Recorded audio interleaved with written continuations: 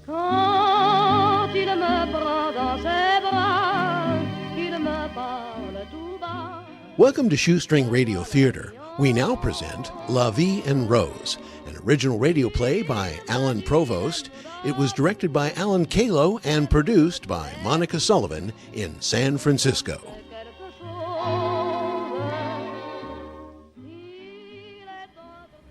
Hello, everybody, and welcome to Times Square and Tickets Discount Booths, where you can save up to 50% on today's Broadway and off-Broadway shows. We'll be opening in about 20 minutes, so keep warm and please stay in a straight line. Excuse me, did he say 20 minutes? Oh my God, Brad? Holly? Brad, I can't believe it. What are you doing here? What? I know what you're doing here.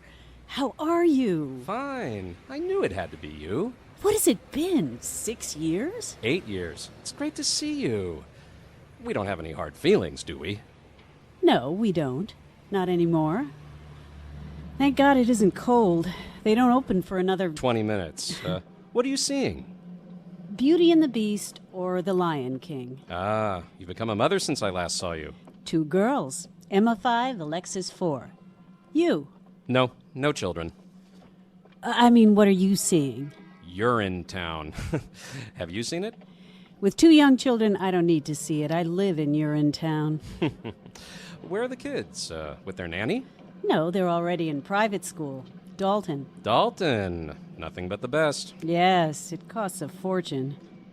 That's why I can't afford to pay full price for tickets. Who can these days? Sarah hates it when I buy discount tickets. She says I should pay full price and support the theaters. Sarah, are you married? Remarried. Your first marriage didn't even last, 5 years? Actually, it didn't even last 2 years. It wasn't her fault. I think I married on the rebound. What about you? 7 years. Not on the rebound. I'm crazy about David. But not his name. Hunter. Holly Hunter, would you believe? My wife's name is Sarah with 2 R's, but only her name is pretentious. She's sweet, but much too young for me. Maybe she'd prefer The Lion King? Not that young. I think she wanted to see the women. I don't get to see grown-up shows anymore. Not even with your girlfriends? These days, Emma and Alexis are my only girlfriends. The line's not very long. No, I wish it were. Then I'd have more time to talk with you. Where are you living? Same neighborhood, same apartment. You? The Battery. The Battery. I'm impressed. David must do well. I'm guessing not a lawyer? Why? Because after me, I figured you were through with lawyers. After you, I thought I was through with men. No, he's a cardiologist, Mount Sinai. I'm doubly impressed. He must be good at fixing hearts. Well, he fixed mine. You were sick? I was being facetious. About our breakup. Oh, I see. In that case, did he repair it completely? Are you still at that firm with all those names? Yes, except now mine is one of them. That's what you get instead of a big office, expense account, and secretary to do your errands. Are you still at Bergdorf Goodman? Neiman Marcus, Brad. He never could get that straight. No, now I'm a stay-at-home mom. Does Sarah work? She works harder than me. She's with American Airlines. No, she's not a flight attendant. She's an accountant. Don't look at me. I wasn't the one who pigeonholed people. Are you happy?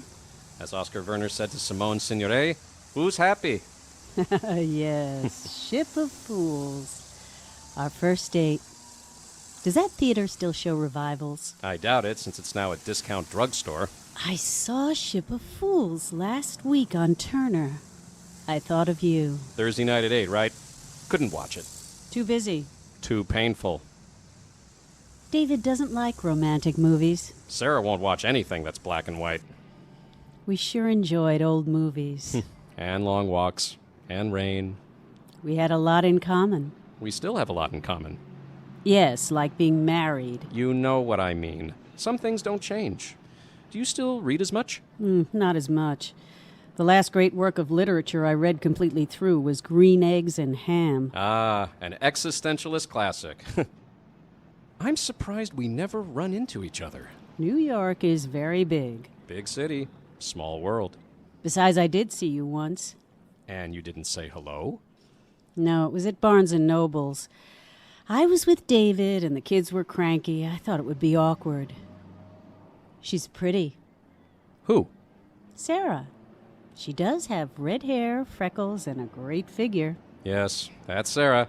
Norman Rockwell meets Playboy. I'm trying to get her off rock music and Stephen King. That should be easy for you. You're a good teacher. You opened my eyes. You broke my heart. I broke your heart? I was the one who tried to make up. I don't see it that way. You couldn't accept me as I was, but it's all in the past. Not totally. I still can't forget the day when I received that CD. I expected a different reaction. I don't know why. No note, no nothing.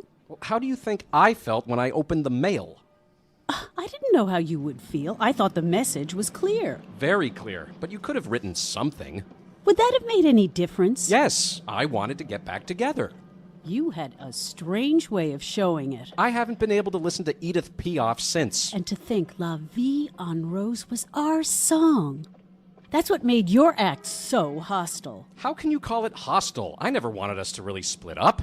Then why didn't you call? Because your message was so astoundingly final. Final? I would say just the opposite. Why didn't you call? Why should I? I was hurt and insulted when you returned my gift. Boy, Holly, you do love turning the tables. You did the returning. Don't be ridiculous. You know I was the one who sent it. I thought it would help patch things up. And when I got back from that trip, I was heartbroken to see you had sent it back. What are you talking about? You didn't send it to me. You sent it back to me. In a goddamn hurry, too. I'm surprised you didn't just write addressee unknown. I could just see you angrily writing out my address, then slamming Edith Piaf into an envelope and shoving her in the nearest mailbox. I think you're projecting. Is that what you did, Bradley? I certainly wouldn't forget circumstances that hurt me so much. I sent it to you. You returned it. I sent it to you. You returned it. Then how come I still have the damn thing? Well, so do I. If you sent it, where did you buy it? I bought it at that basement store in the village the day after our big fight. How much did it cost? I don't know. $15. I know that's not true because I went to buy it there and they didn't have any. They said they don't carry many foreign albums and they had just sold the last one. I had to look everywhere to find it. Holly, that's true. I know it's true. I finally found it on the upper west side. No, I mean about the CD. When I bought it, that red-headed nerdy guy... Rusty? With the buck teeth? Yes. He said, "You're in luck. This is my last one." He sold the last one to me. I don't know what you're trying to say. Tell me, Holly, did you really send me La Vie en Rose? Yes. I bought it because your LP was old and scratchy. We played it so much. But why didn't you include a note? I didn't have to. I thought the gesture spoke for itself. But I really did buy La Vie en Rose and sent it to you. I was going to wrap it and write a letter, and then I thought what you thought, that the message was clear. Are you saying we sent each other the same gift at the same time? Yes, both without a note. So when I got it, I assumed that it was mine being returned, that you were telling me it was over. And when you got mine, you thought the same thing. And we were both too angry and proud to learn the truth. That's not possible. Apparently it is possible. It seems that fate played us a cruel trick. Or did us a big favor. Are you saying we wouldn't have been happy together? That's something we'll never know. But didn't you ever think we were too much alike? We enjoyed all the same things. We thought the same thoughts. Look, we even sent the same gift. Yes, Holly, I noticed that. It's called compatibility. Maybe, but it was also a relationship without any surprises, any challenges. We were both so terrified of conflict, we never even had a fight. We had a fight. Yeah, one lousy fight. But it was a big one. That's why we both had to make up in the first place. Yes, but do you remember what we fought about? No, I just remember you were very angry. We fought about not fighting. That's right. You thought I wasn't angry enough. No, I thought you were angry enough, just not truthful enough. We agreed on everything. We loved the same food and music, hated all the same people.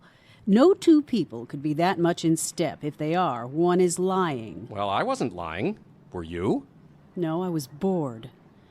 We couldn't have a stimulating discussion because we agreed on everything.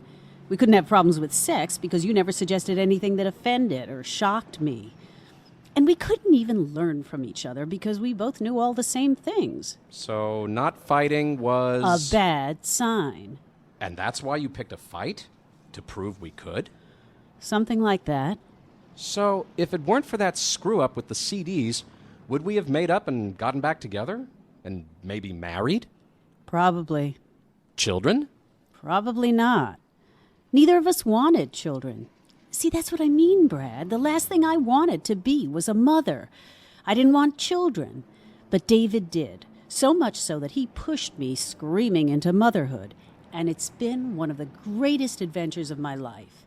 Doesn't Sarah push you? No, she pulls. She pulls me to boring dinners and horrible romantic comedies, and God forbid a couple of rock concerts.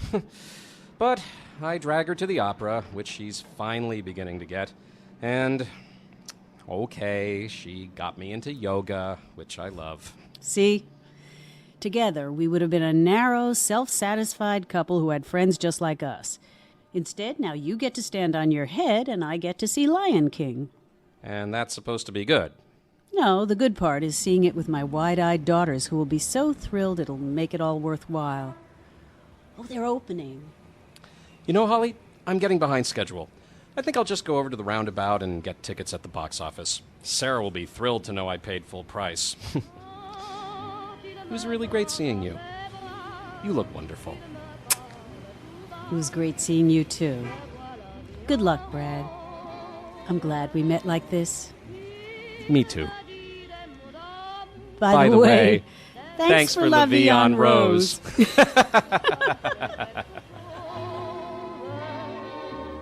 That concludes La Vie en Rose. It was written by Allan Provost, directed by Alan Caylow, and produced by Monica Sullivan in San Francisco. It starred Annette Oliveira, Alan Caylow, and Russ Hickman. Our co-producer was Steve Rubenstein. You can reach us in care of our producer, Monica Sullivan, at srt@shoestring.org. For more information, visit our website at shoestring.org. For Shoestring Radio Theatre, I'm Jeff Goddard. Thank you for listening. Des nuits d'amour à plus finir, un grand bonheur qui prend sa place, des ennuis, des chagrins s'effacent,